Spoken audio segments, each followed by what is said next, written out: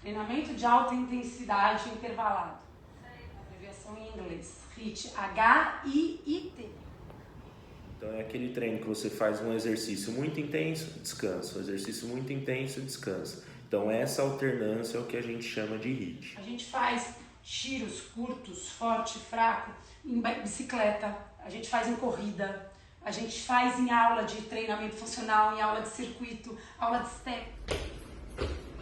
Dentro do HIIT tem aquele método Tabata, que são os 8 tiros de 20 segundos por 10 de descanso. Aí tem alguns que a duração do forte é mais forte, tem outros que tem um intervalo maior, então você faz exercício durante 1 minuto e descansa 30 segundos, descansa 20, aí você mexe com as variações dos descansos. Nossa missão aqui é te informar, trazer a ciência para o centro do debate, porque não tem modismo, blogueirice, marketagem, não dá, gente. O corpo, né, a saúde agradecem. 5, 6.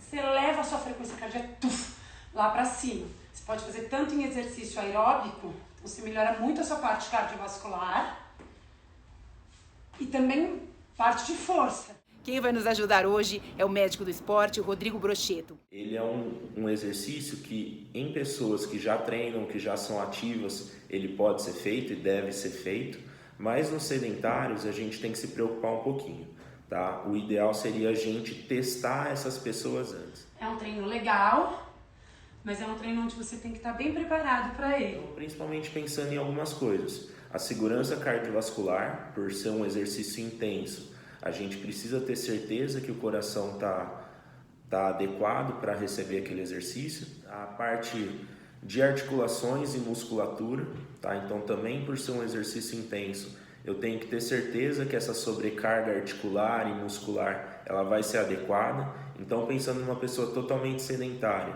o ideal seria ela começar o treino mais leve e aos poucos, quando ele vai conseguindo um fortalecimento muscular, uma adequação articular, ele colocar o HIIT.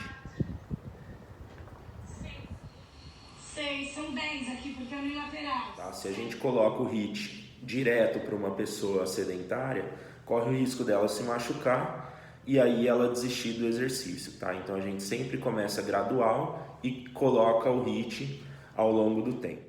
E quanto mais intenso mais você está queimando. 7, 8. Agora tem que ver o quanto tempo aguenta isso. 40 segundos fazendo flexão de braço. Quem aguenta? E se eu não fizer aquela pergunta, né, de que, puxa vida, é história de emagrecer, vão me matar, né? Depois que você sai de uma aula de HIIT, você fica ainda processando tudo aquilo, o metabolismo continua acelerado, perde peso sem fazer nada. Fala pra gente, explica pra gente como é que tudo isso acontece no nosso organismo. O que acontece? Durante o treino, a gente tem um aumento muito intenso da frequência cardíaca, do nosso metabolismo. E o que acontece? O nosso corpo ele vai consumir muito oxigênio. Então, logo depois do treino, a gente fala que ele precisa pagar essa dívida. Tá? Então, como foi o uso muito rápido de oxigênio, a gente acabou consumindo demais e depois a gente fica um tempo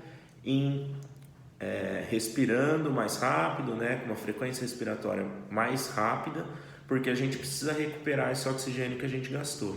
A gente chama de EPOC, tá? Então por isso que o pessoal fala que o treino HIIT, ele além de queimar muita caloria durante o treino, ele continua queimando depois do treino. E a história da relação, as pessoas que buscam uma atividade física, uma certa modalidade ou um tipo de treino, visando exclusivamente a perda calórica, o emagrecimento. Funciona essa conta? Como o treino ele é de alta intensidade e ele tem esse EPOC, é um treino que consome bastante energia, tá? Então acaba sendo usado como emagrecimento.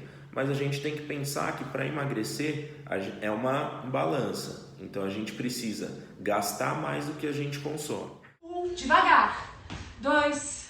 Não importa se a gente faz o HIIT, se a gente faz um longão, se a gente faz qualquer tipo de exercício e consome demais nutrientes, tá? Então o emagrecimento ele vem dessa balança entre gastar mais e consumir menos. O exercício vem como uma forma de aumentar o peso desse prato.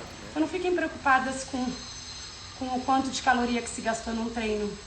não é assim que a gente se prende, né? A gente tem que se preocupar com como a gente está fisicamente, como a gente está treinando.